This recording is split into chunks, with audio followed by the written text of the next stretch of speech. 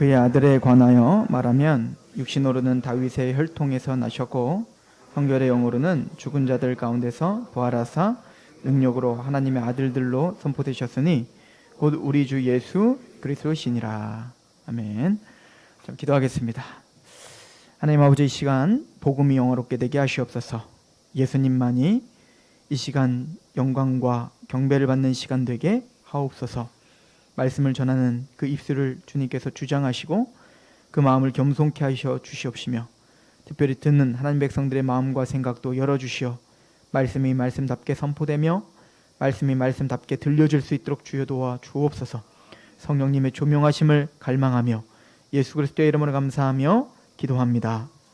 아멘.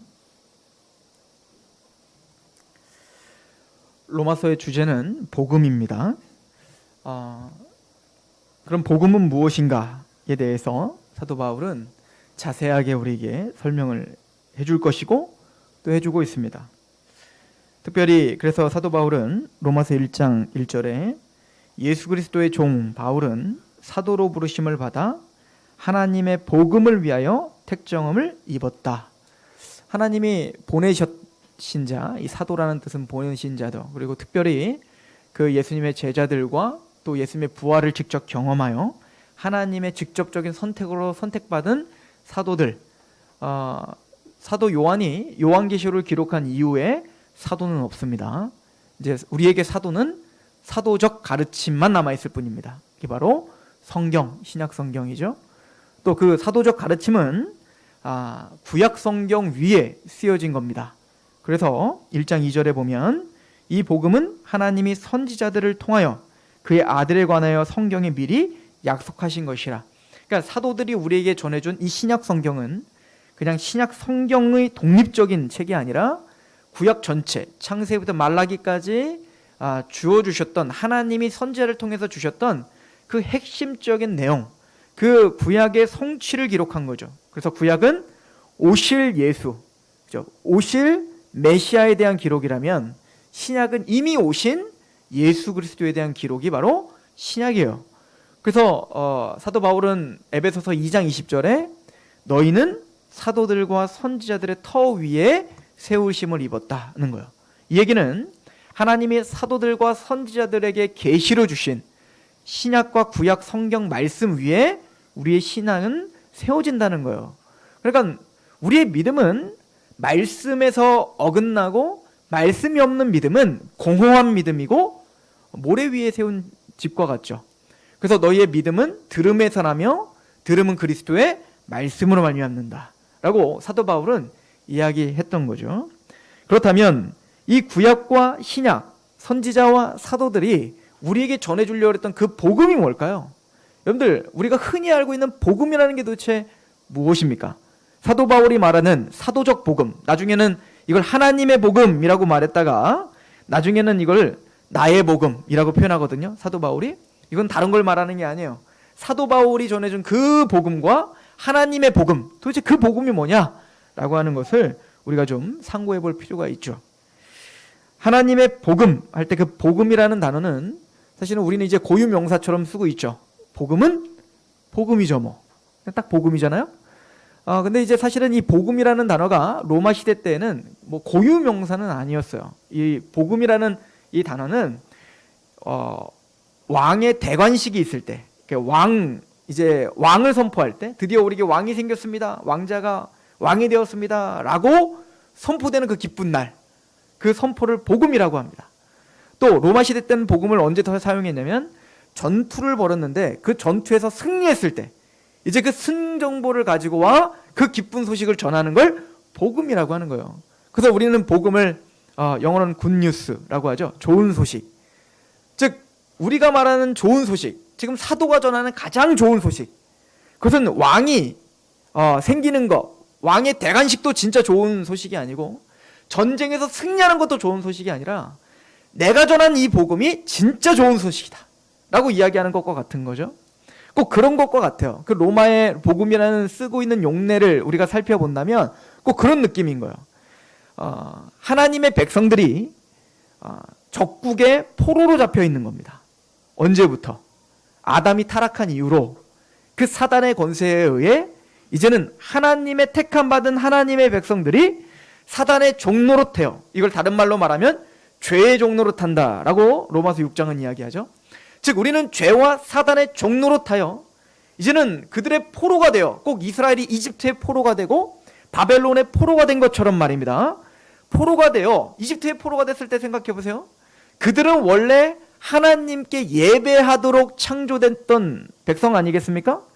하나님은 이스라엘 백성들을 구원해내면서 출애굽기 19장에 뭐라고 이야기하냐면 이는 내가 제사장의 나라로 세울 거야 라고 이야기를 한다고요. 제사장의 나라라는 것은 하나님께 예배하고 하나님의 말씀을 선포하며 그 말씀에 복종하는 나라가 제사장의 나라지 않습니까? 그런데 그런 하나님의 택함받은 아브라함의 자손들이 이집트의 포로로 갇혔다고요. 마땅히 그의 삶을 하나님께 예배하고 하나님께 영광을 돌리며 살아야 되는데 그 이스라엘 백성들은 파라오의 노예가 되어서 라암셋과 피라밋을 지며 살았단 말입니다. 그것도 강제적인 노동을 통해서. 그냥 바빠요.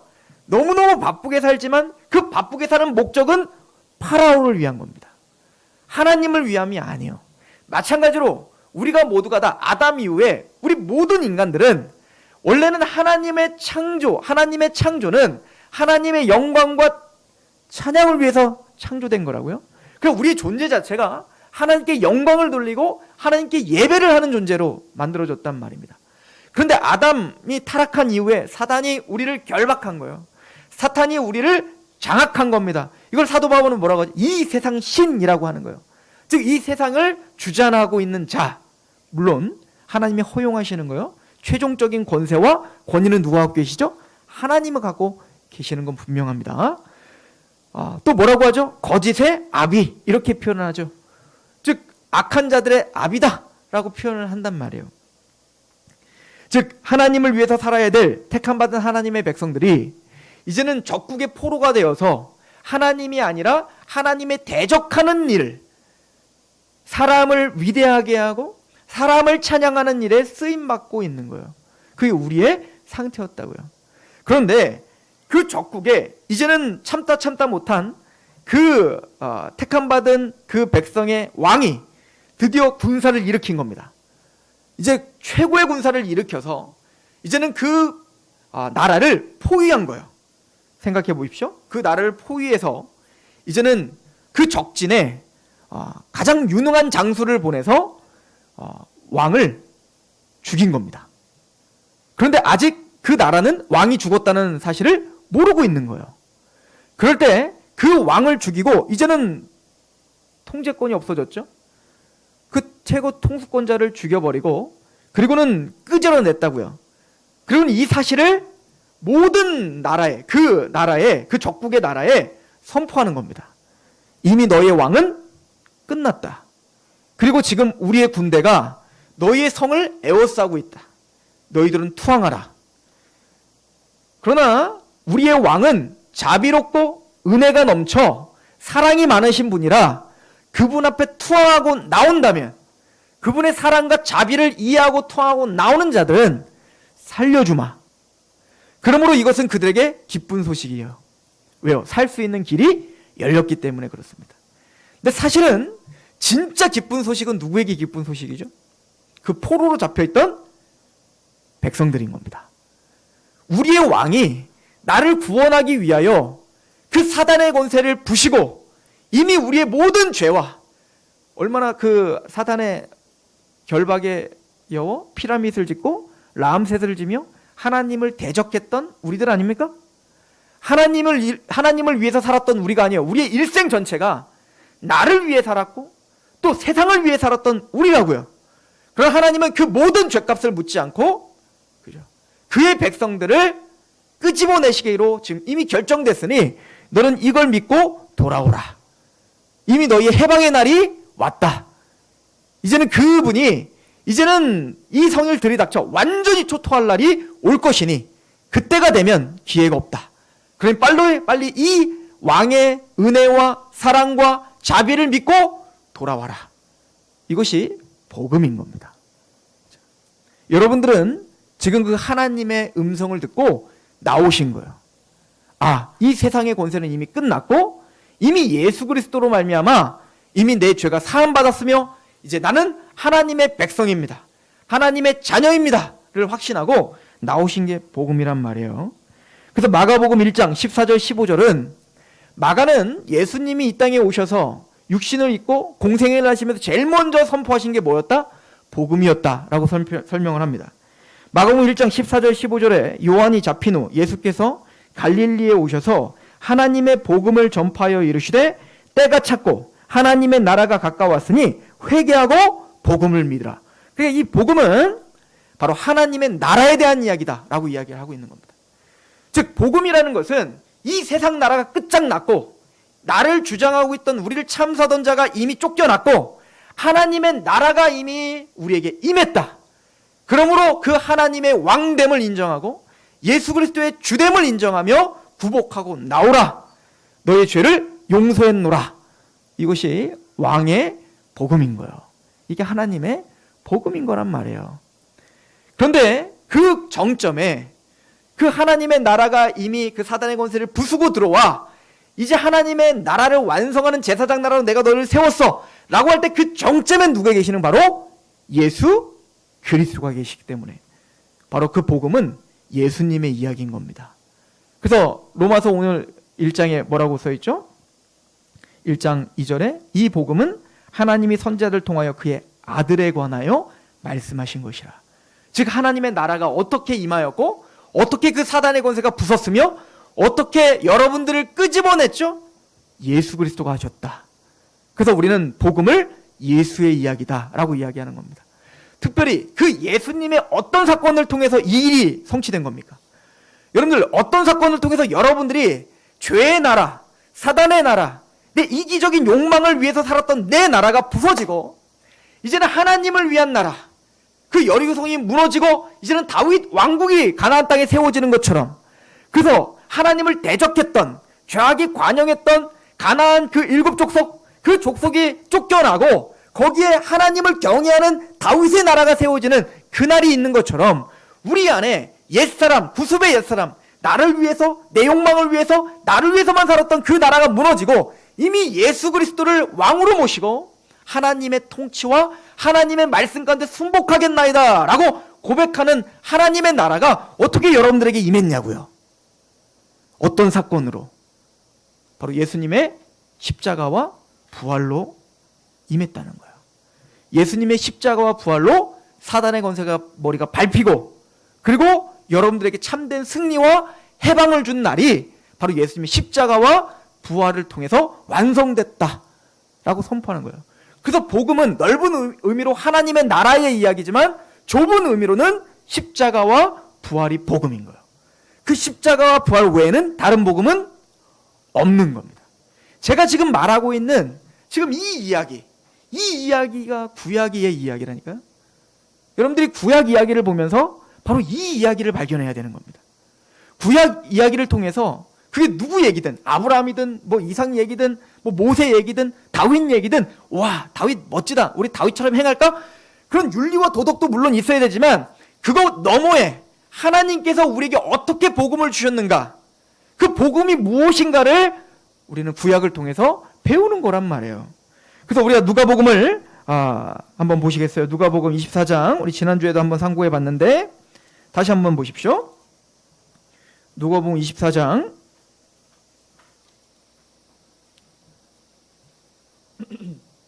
44절 보세요.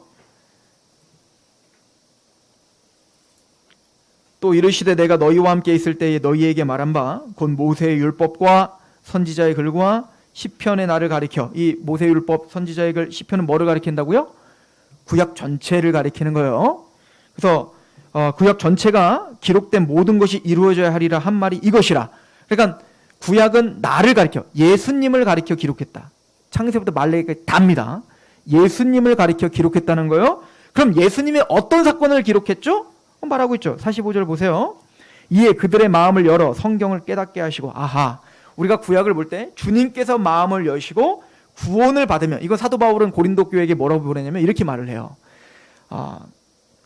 구약을 읽을 때 우리는 주의 영광을 보니 주의 영광에 화하여지더라. 왜? 주의 영으로 말미암아. 즉 성령님으로 말미암아 우린 구약을 볼 때 예수님의 영광을 본다는 거예요. 그런 것처럼 지금 예수님 뭐라고 하죠? 주님께서 제자들의 마음을 여시니까 구약을 볼 때 어떤 얘기들이 보여요?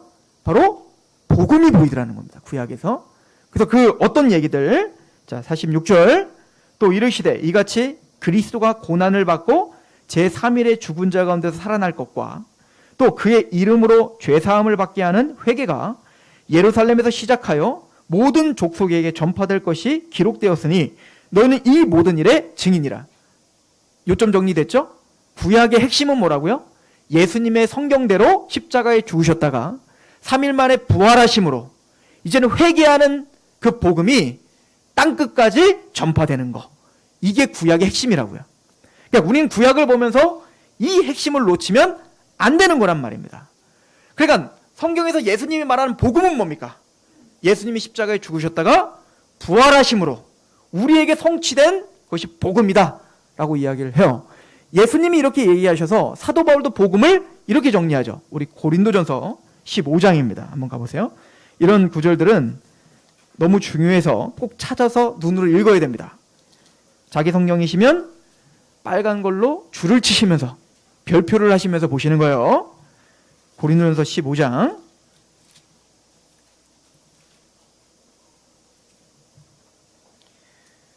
여러분들이 알고 있는 복음이 뭔지는 알아야 될 거 아니에요? 누군가가 여러분들 복음이 뭐야? 라고 말하면 내가 믿는 복음은 이겁니다 라고 얘기해야 될 거 아니겠습니까? 15장 1절입니다. 사도 바울의 이야기예요. 형제들아 내가 너희에게 전한 복음을 너희에게 알게 하노니 이는 너희가 받은 것이요 또 그 가운데서 선 것이라. 자, 이제부터 사도 바울은 복음에 대해서 이야기할 겁니다. 복음이 뭔지. 자, 2절. 너희가 만일 내가 전한 그 말을, 복음이죠, 굳게 지키고 헛되이 믿지 아니하면 그로 말미암아 구원을 얻으리라. 복음은 구원을 주는 능력입니다. 그죠? 그럼 그 복음의 내용은 뭐죠? 우리 3절, 4절 같이 읽어봅시다. 시작. 내가 받은 것을 먼저 너희에게 전하였노니 이는 성경대로 그리스도께서 우리 죄를 위하여 죽으시고 장사 지낸 바 되셨다가 성경대로 사흘 만에 다시, 이게 복음입니다. 이거 외에는 복음이 없습니다. 다른 말로는 이거 외에는 우리를 구원 얻게 할 수 있는 그 어떤 것도 없습니다. 그러므로 우리가 전파하고 있는 내용이, 또 설교단에서 선포하고 있는 내용이 이것 외에 어떤 행위나 생각이나 철학을 더한다면 그것은 복음이 아닌 거예요. 그래서 사도 바울이 갈라디아 교회에게 뭐라고 이야기했죠?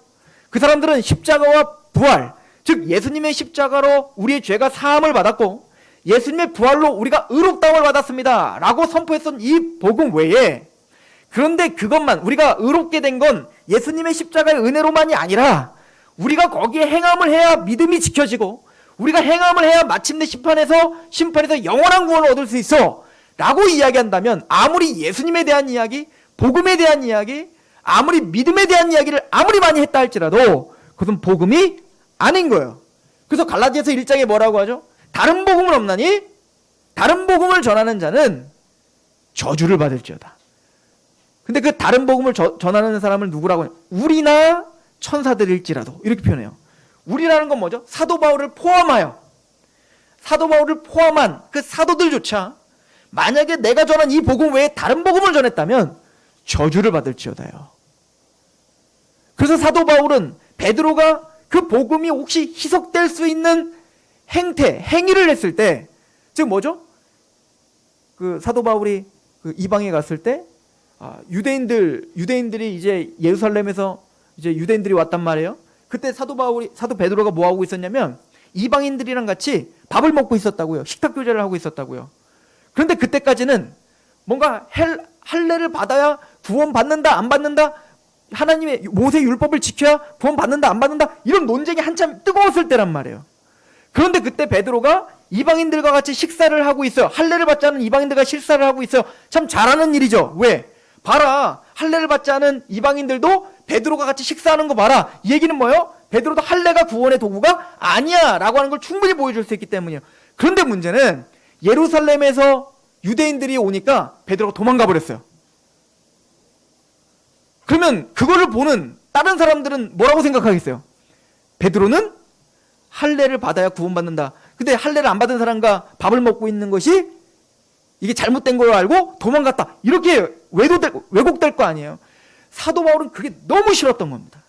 그게 분노가 일어났던 거예요. 그래서 베드로조차 책망할 수밖에 없었다는 걸 갈라디아서 이야기하죠. 그러니까 사도 바울은 말하는 거예요. 나나 베드로나 천사들일지라도 그 누구일지라도 지금 전하는 십자가와 부활 그 복음 외에 다른 걸 곁들이면 저주를 받을지어다. 이거예요. 복음은 심플합니다. 단순합니다. 예수님의 십자가와 부활 이야기 그것 이상 없습니다. 이것이 성경이 우리에게 가르쳐주는 메시지인 거예요. 자, 그렇다면 그 십자가와 부활 이야기가 도대체 어떤 의미가 있는가를 사도 바울은 오늘 조금 더 구체적으로 설명을 합니다. 오늘 본문으로 다시 한번 돌아가 보세요. 이게 왜 이렇게 중요한지. 그래서 사도 바울은 로마서 1장 2절에 이렇게 말을 했죠. 이 복음은 하나님이 선지자들을 통하여 그의 아들에 관하여 성경에 미리 약속하신 것인데요. 그러면 그 복음은 아들에 관한 건데 그 아들의 뭘 얘기한 거냐? 3절 같이 읽어봅시다. 시작. 그의 아들에 관하여 말하면 육신으로는 다윗의 혈통으로 나셨고 성결의 영으로는 죽은 자들 가운데서 부활하사 능력으로 하나님의 아들로 선포되셨으니 곧 우리 주 예수 그리스도다. 두 가지를 또 설명하죠. 예수님이 육신을 입고 이 땅에 오신 거, 그리고 부활하신 거. 아들에 관한 이야기, 어떤 얘기? 오병이어기죠. 물론 그것도 의미가 있어요. 그러나 그게 복음은 아니에요. 여러 기적을 베푼 거, 병든 자를 일으킨 거, 물론 의미가 있어요. 그러나 그걸 위해서 오신 게 아니에요. 기적을 베푼 모든 행위들은 이 복음을 복음답게 하시기 위한 도구였지 그것이 목적이 아니었단 말입니다.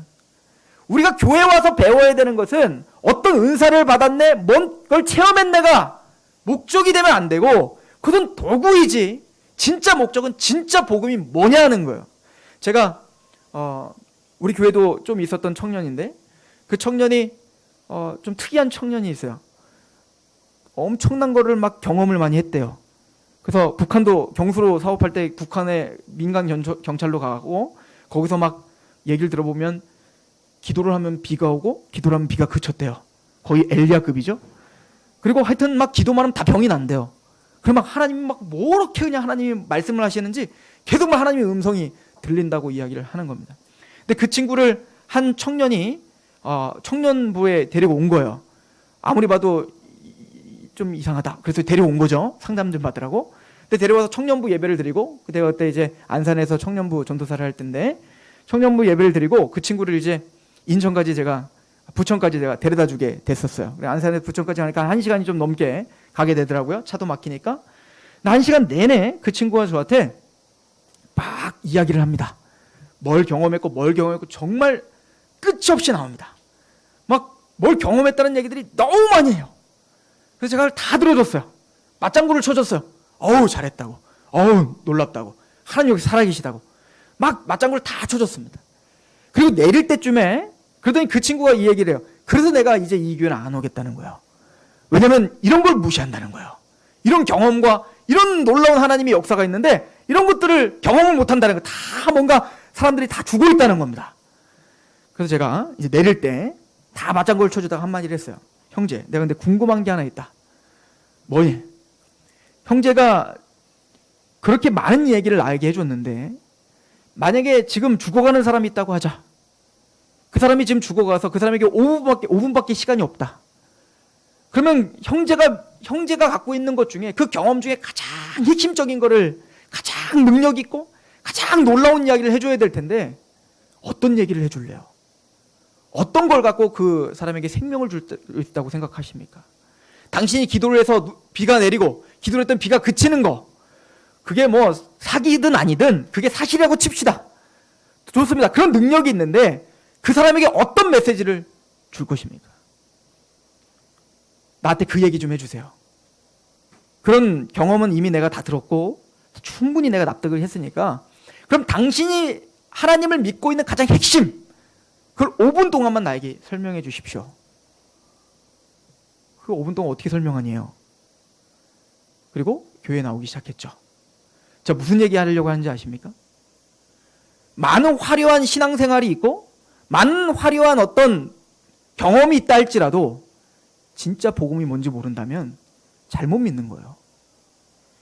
진짜 복음, 성경에서 정말 사도 바울이 자기 목숨을 내어 던지며 선포했었던 그 복음이 뭔지를 이해하지 못하고 그 복음에 감격함이 없다면 헛것이라고요. 저주를 받을지어다요. 그러므로 우리는 격가지를 치고 집중하여 복음이 무엇인지를 아는 게 중요해요. 왜요? 다다익선인데. 사도 바울은 그렇게 했습니다. 내가 십자가 외에는 알지 않기로 결정했습니다. 내가 십자가 외에는 자랑하지 않기로 결정했습니다. 사도 바울은 그걸 실제적으로 실천했습니다. 고린도 교회에게 나는 뭘 행했네, 뭘 봤네, 무슨 기적을 체험했네, 나는 환상을 봤네, 나는 방언했네, 방언은 통변했네, 많은 은사들이 있었습니다. 옳다, 잘했다. 내가 부득불 너희에게 자랑하노라. 내가 삼층천을 경험한 한 사람을 아노라. 사도 바울은 삼층천도 경험했습니다. 그러나 그것을 입 밖에도 내지 않았다는 거예요. 왜죠? 그것은 나의 자랑이 아니기 때문에 그래요. 하나님이 그 경험을 주신 건 은총입니다. 은혜입니다. 여러분들이 어떤 기도를 해서 어떤 기도 응답을 받았는지 또 어떤 경험을 했는지 놀라운 하나님의 은혜입니다. 다 인정합니다. 더 많은 경험이 있길 소망합니다. 그러나 그것은 하나님이 여러분들에게 주신 은혜이지 자랑하라고 주신 은혜 아니에요. 오직 우리가 자랑할 건 복음입니다. 오직 우리가 자랑할 건 십자가라고요. 그러면 내가 뭘 행했네를 그럴싸한 어떤 언어로 선포하기 전에 내가 진짜 하나님의 복음을 알고 있는가? 너에게 소망을 묻는 자들에게 대답할 걸 항상 예비하되 온유와 두려움으로 하라 라고 하셨는데 우리가 진짜 복음을 준비하고 있는가? 누군가가 넌 왜 예수님을 믿어? 라고 말할 때 내가 예수님을 믿는 이유가 여기 있습니다. 내 우선순위를 하나님의 나라에 두는 이유가 여기 있습니다 라고 사도 바울이 자랑했던 십자가를 정말 자랑할 수 있는가? 이게 중요한 거 아니에요? 우리가 예수님께 어떻게 기도했더니 무엇을 받아냈고 내 자녀가 어떤 학교를 갔고 어떤 직장을 갖고 그것이 내 자랑이 아니라 십자가가 자랑해야 되지 않아요?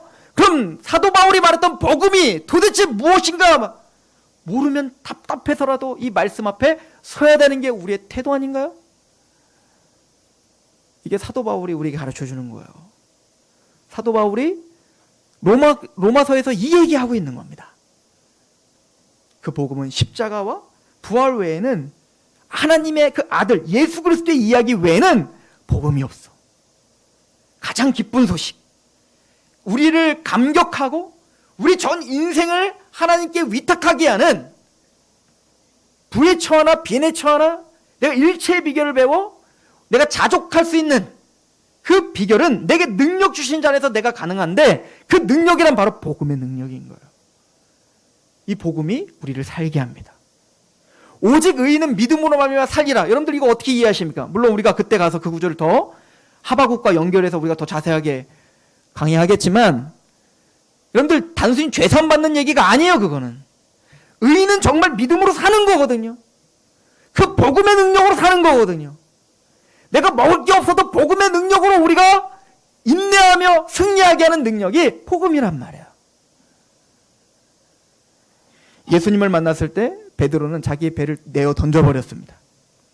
바울은 자신의 모든 학식과 바리새인으로서 평안하게 살 수 있는 모든 길을 내어 던져버리고 십자가로 달려왔습니다. 예수님께 향유를 부은 그 여인은 그가 평생을 모았던 전 재산을 예수님께 내어 부으며 그 복음의 위대함과 영광스러움을 드러냈습니다. 우리가 믿고 있는 복음은 도대체 뭐죠? 우리에게 그 복음은 얼마나 의미가 있습니까? 우리가 공부하는 데 있어서 그 복음은 어떤 의미가 있죠? 여러분들이 직장을 다니는 데 있어서 그 복음은 어떤 의미입니까? 여러분들이 자녀를 키우는 데 있어서 그 복음은 도대체 어떤 의미가 있는 거죠? 여러분들이 오늘 예배를 드리는 데 있어서 그 십자가 부활의 그 복음은 어떤 의미로 여러분들을 감격하고 있는 겁니까? 우리는 그 복음을 모든 삶과 연결시켜 그 복음이 무엇인가 고민해야 됩니다. 로마서를 강의하는 내내 우리는 그 고민들을 한 번쯤은 해야 되는 거죠. 사도 바울은 로마서 1장 그래서 3절에 말하죠. 그의 아들에 관하여 말하면 육신으로는 다윗의 혈통에 나셨고 성결의 영으로는 죽은 자들 가운데서 부활하셨다라고 말해요. 이걸 신학자들은 물론 논란도 있지만 예수님의 인성과 신성을 말씀하신다는 거예요. 예수님은 인성으로 하신다면 우리와 똑같은 육체로 이 땅에 육신을 입고 오셨다는 거예요. 그리고 우리가 알듯이 그 육체로 죽임을 당하셨고 그리고 3일 만에 부활하셨어요. 그래서 성결의 영으로는, 거룩한 하나님의 영으로는 하나님의 아들이라 선포하심을 당했다는 거예요. 이 하나님의 아들이라는 단어는 하나님이란 칭호입니다. 그래서 그 복음서에 보면 예수님이 자꾸 하나님의 아들이라고 말하니까 그 유대인들이 돌로 쳐서 예수님을 돌로 쳐 죽이려고 해요.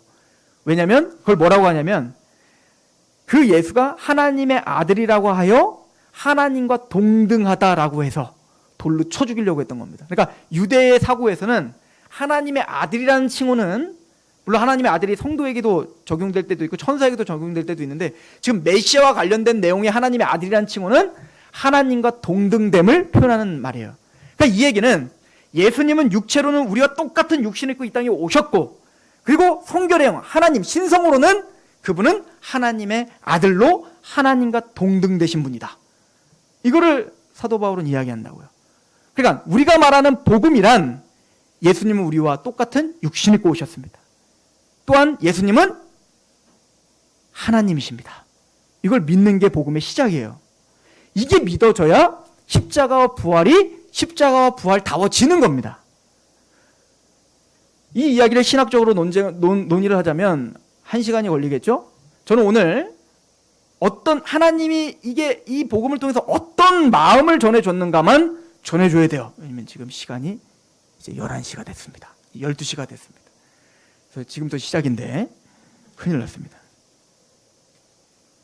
저는 이 말씀을 볼 때 어떤 게 보이냐면 생각해 보십시오.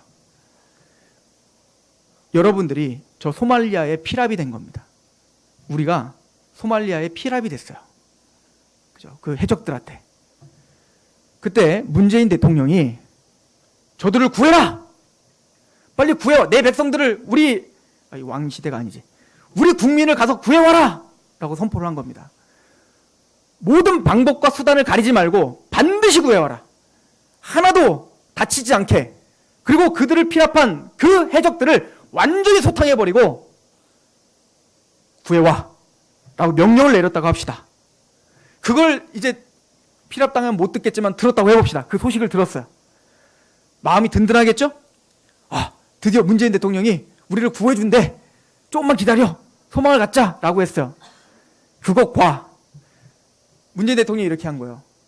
구해와! 그걸 말로만 한 게 아니라 첫째 아들 네가 가.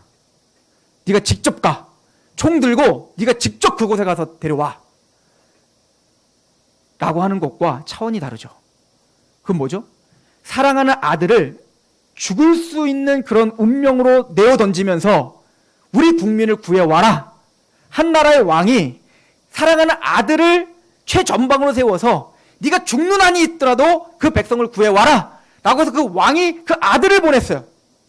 그래서 그 아들이 와서 우리를 데리고 그 군대를 호위하며 지금 우리를 데리고 간다고 생각해 봅시다. 그 왕자를 따라가며 그 아들을 따라가며 여러분들은 어떤 생각이 들을까요? 우리를 구원하고자 하는 그 왕의 다짐이 보이지 않겠습니까?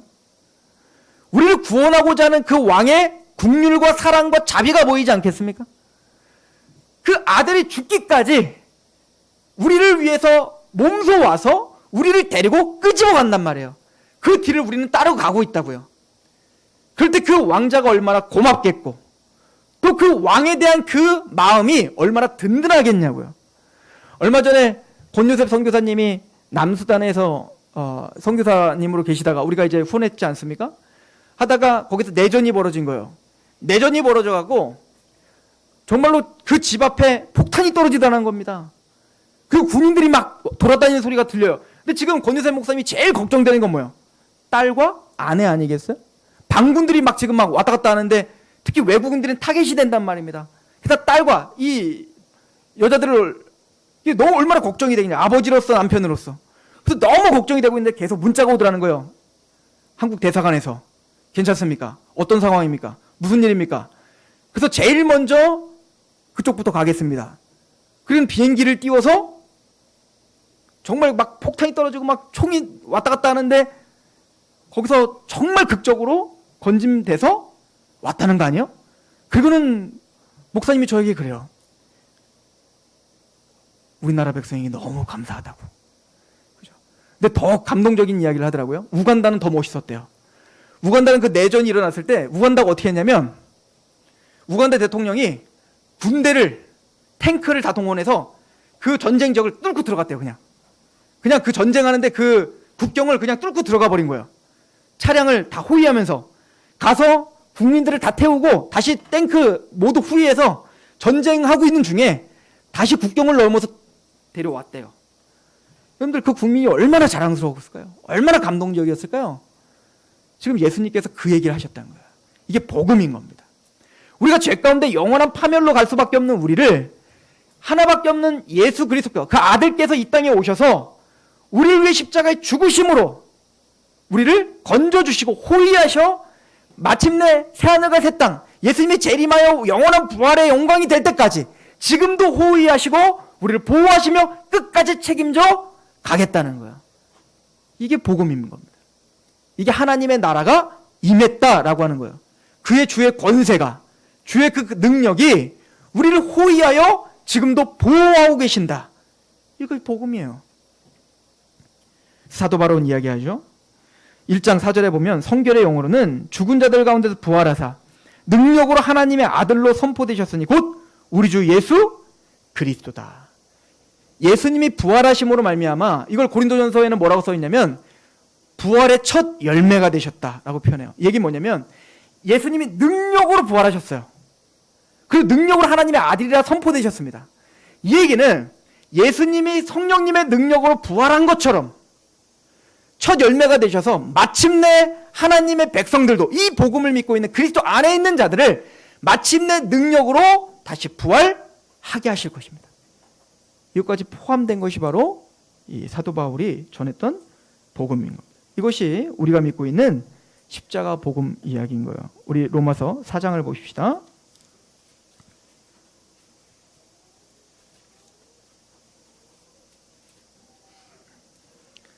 4장 20절부터 25절 우리 같이 한번 읽어보겠습니다. 시작. 믿음이 없어 하나님의 약속을 의심하지 않고 믿음으로 견고하여져서 하나님께 영광을 돌리며 약속하신 그것을 또한 능히 이루실 줄을 확신하였으니 그러므로 그것이 그에게 의로 여겨졌느니라.